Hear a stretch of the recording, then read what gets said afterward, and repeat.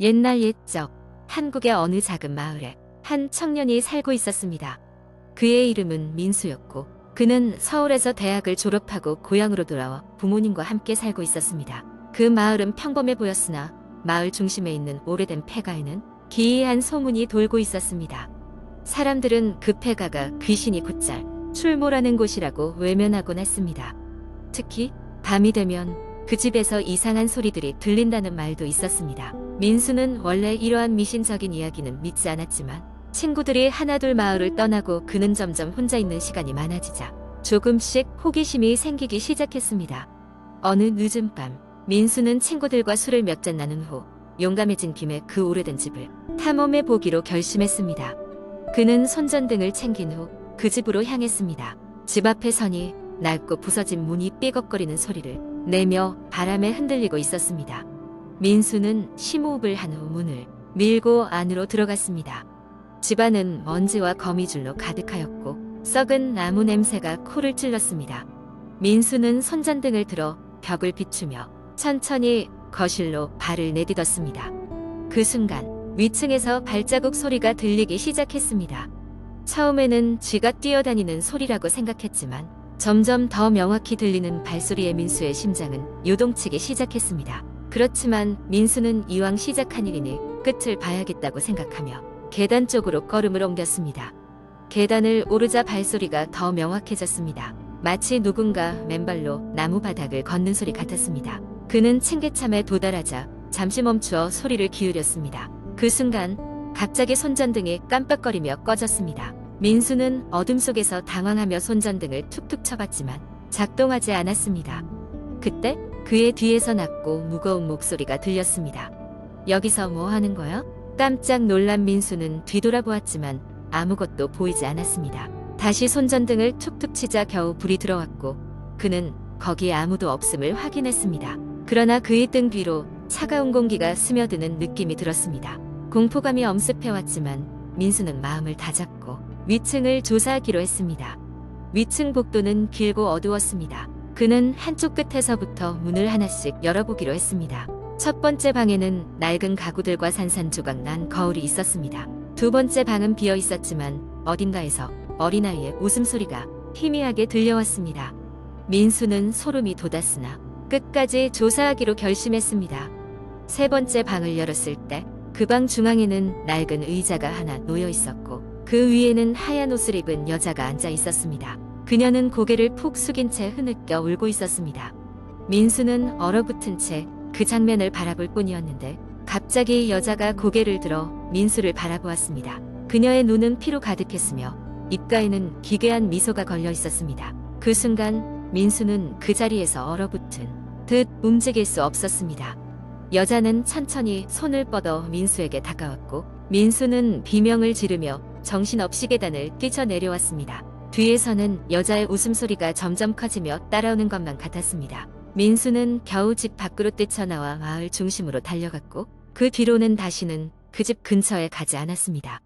그는 이후로도 종종 밤마다 이상한 꿈에 시달렸고 그날의 기억은 결코 지워지지 않았습니다.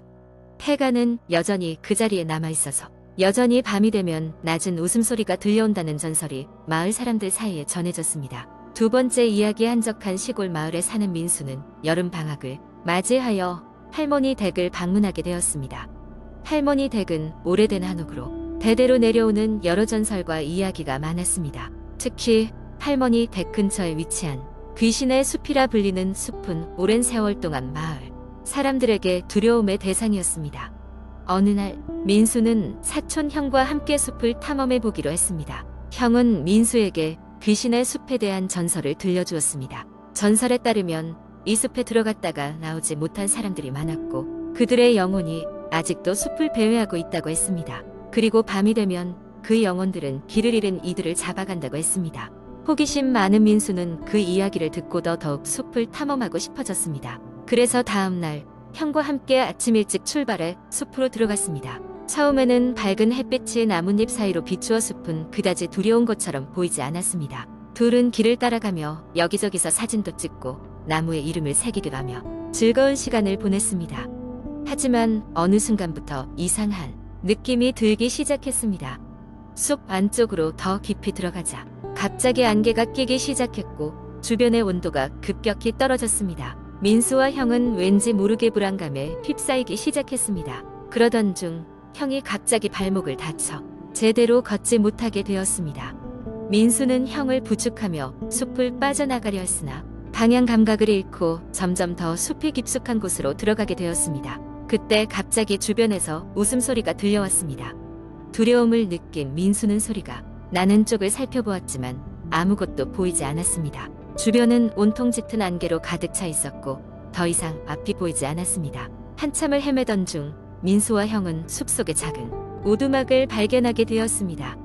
피할 곳이 없어 보이는 오두막으로 들어갔습니다. 오두막 안은 마치 누군가 살고 있는 듯 꾸며져 있었으나 먼지가 쌓여 있는 것으로 보아 오랫동안 사람이 살지 않는 것 같았습니다. 두 사람은 잠시 그곳에서 쉬기로 했습니다. 잠에 든 민수는 이상한 꿈을 꾸기 시작했습니다. 꿈속에서 그는 숲에서 길을 잃고 그를 부르는 목소리를 들었습니다. 목소리는 날카로웠고 점점 가까워지는 듯 했습니다. 목소리를 따라가다 보니 그는 낯선 사람들과 마주했습니다. 모두 하얀 옷을 입고 있었고 얼굴은 보이지 않았습니다. 갑자기 그들 중 한 명이 민수에게 다가와 말을 걸었습니다. 이곳에서 빠져나가고 싶다면 나와 계약을 하라. 민수는 그 말을 듣고 깨어나 오두막 벽에 새겨진 이상한 기호들을 발견했습니다. 그 기호들은 본 적 없는 문양으로 뭔가 불길한 느낌을 주었습니다. 민수는 형을 깨웠고 두 사람은 다시 길을 떠났습니다. 다행히도 아침이 밝아오면서 안개가 걷히기 시작했습니다. 둘은 숲에서 빠져나올 수 있었지만 그 경험은 평생 잊을 수 없는 악몽으로 남았습니다. 그 후로도 민수는 가끔 꿈속에서 그 숲의 기억과 이상한 기호 그리고 낯선 사람들의 목소리가 들려왔습니다. 하지만 그 경험 덕에 민수는 항상 경각심을 가지고 주변을 살피게 되며 숲에서의 사건이 실제였는지 아니면 단순한 꿈이었는지를 의문스럽게 생각하게 되었습니다. 어느 날 민수는 도서관에서 옛날 마을의 역사에 대해 조사하던 중 귀신의 숲에 관련된 기록을 발견하게 되었습니다. 그곳엔 옛날 그 숲에 살던 주술적인 집단에 대한 이야기가 적혀 있었고 그 집단은 숲의 영혼과 소통하며 기묘한 의식을 행했던 것으로 알려져 있었습니다. 그리고 그들이 사용하던 기호가 민수가 오두막에서 본 것과 유사하다는 것을 알게 되었습니다. 민수는 그제야 그때의 경험이 꿈이 아니었을 수도 있다는 생각에 휩싸였습니다. 그리고 그 기억은 시간이 지나도 쉽게 사라지지 않았습니다. 민수에게 그 숲은 단순한 장소가 아니라 미스터리와 공포로 가득 찬 공간으로 남아 있었습니다. 세 번째 이야기. 예전에 내가 살던 아파트에는 이상한 소문이 돌고 있었다. 아파트 단지 옆에는 오래된 폐가가 하나 있었는데 그곳에서는 밤이 되면 정체불명의 소리가 들린다는 이야기가 있었다. 이게 다 미신에 불과하다고 생각했지만 친구들과 모험심에 서로 그곳에 가보기로 했다. 시계가 저녁 11시를 가리키던 어느 날 밤 우리는 플래시와 간식을 챙겨 그곳으로 향했다. 폐가는 생각보다 훨씬 무시무시했다. 낡은 나무 문이 덜컹이며 열렸고 안은 먼지와 거미줄로 가득했다. 우리는 조심스럽게 1층을 돌아다니다가 계단을 발견했다. 그곳을 통해 2층으로 올라가자 갑자기 차가운 바람이 불어와 소름이 돋았다. 그리고 어디선가 흐느끼는 소리가 들려왔다. 우리는 깜짝 놀라 누가 장난치는 거 아니냐며 서로를 바라봤다. 그 소리는 계속됐다. 우리가 점점 더 안쪽으로 걸어 들어가자 소리는 점점 더 선명해졌다. 마침내 우리는 한 방의 문 앞에 서게 되었고 안에서 명확한 흐느낌이 들려왔다. 누군가 안에 있는 게 분명했다. 용기를 내어 문을 열자 놀랍게도 방 안은 텅 비어 있었다. 하지만 소리는 여전히 계속되었다. 무언가 잘못됐다는 느낌이 들면서 우리는 서둘러 그 방을 빠져나오려 했다. 그때였다. 방의 창문 너머로 검은 형체가 스쳐가는 것이 보였다. 그것이 무엇인지 제대로 보기 전에 우리는 비쩍대며 계단을 내려와 그곳을 탈출했다. 밖으로 나온 우리는 프레시 불빛 아래서 서로의 얼굴을 확인하며 안도했다. 며칠 후 동네의 한 어르신으로부터 그 폐가의 이야기를 들을 수 있었다. 오래전 그곳에서 한 가족이 살았는데 어느 날 알 수 없는 이유로 모두 사라졌다고 했다. 이후 그 집에서 이상한 소리가 들리기 시작하면서 주민들은 그곳을 기피하기 시작했단다. 우리는 그 이야기를 듣고 난 뒤 2번 다시 그곳에 가지 않기로 했다. 하지만 가끔씩 바람이 거세게 부는 날이면 폐가 쪽에서 들려온다는 흐느끼는 소리가 아직도 귀에 맴도는 듯했다. 그리고 시간이 흐른 뒤에도 그 집은 아무도 살지 않는 빈집으로 남아 있었다. 나중에 우리가 그날 겪었던 일을 가끔씩 이야기할 때면 우리는 그게 정말 환상이었을까 아니면 뭔가 다른 걸까 하는 이야기로 밤을 지새웠다. 그리고 그때마다 다시 느껴지는 소름 끼치는 추억은 여전히 나를 공포에 떨게 했다. 네 번째 이야기. 몇 년 전 나는 한적한 시골 마을로 이사를 가게 되었다. 대도시의 번잡함에서 벗어나고자 선택한 작은 마을은 인심 좋고 풍경이 아름다웠다. 할머니가 남기신 옛집을 리모델링해 살아가기로 결심한 나는 그곳에서 새로운 삶을 시작했다.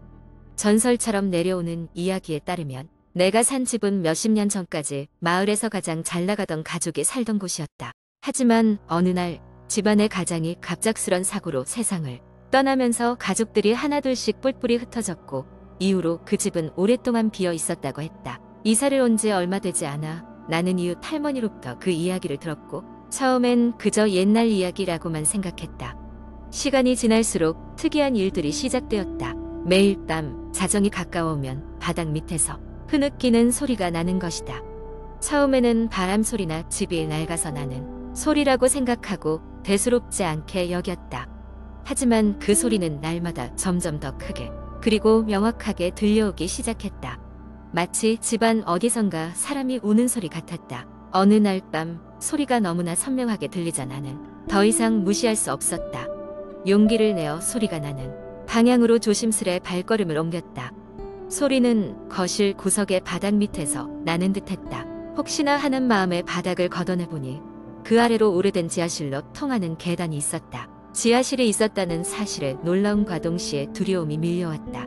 하지만 나는 직감적으로 이곳의 비밀을 꼭 알아내야 한다는 생각이 들었다. 손전등을 들고 조심스럽게 계단을 내려가자 차가운 공기가 폐부를 찔렀다. 어둠 속에서 나는 더듬더듬 앞으로 나아갔고 마침내 오래된 문 하나를 발견했다. 문을 열자 거기엔 아무도 없었지만 바닥에는 누군가가 사용했을 것 같은 낡은 의사와 몇 가지 흔적들이 있었다.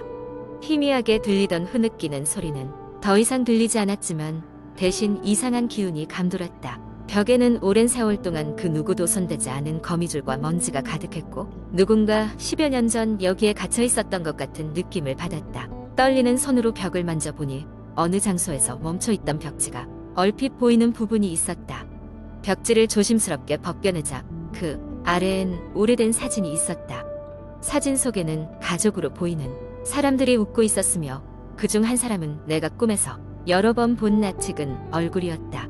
할머니께서 말씀하신 그 가족의 가장 사고로 세상을 떠났다는 그 사람이었다. 하지만 사진 속 그 사람은 너무 생생하게 살아있는 모습이었다. 나는 등골이 오싹해져 서둘러 지하실을 나왔지만 그 후로도 매일 밤 자정이 되면 그 흐느끼는 소리는 여전히 들려왔다. 그 집에서 뭔가가 해결되지 못한 채 남아있는 듯 했다. 집안의 역사를 더 조사해 보기도 하고 더 많은 이야기를 들어보기도 했지만 정확한 원인을 찾는 것은 불가능했다. 지금은 그 집을 떠났지만 가끔씩 다른 사람들이 그 집에 사는 이야기를 들을 때마다 생각한다. 혹시 그들은 이미 그 소리와 함께 살아가고 있는 것은 아닐까? 그리고 그 비밀을 풀 날이 오게 된다면 누군가는 그 가족의 슬픔을 이해할 수 있을까? 그렇게 이 이야기는 여전히 그곳에서 이어지고 있을지도 모른다.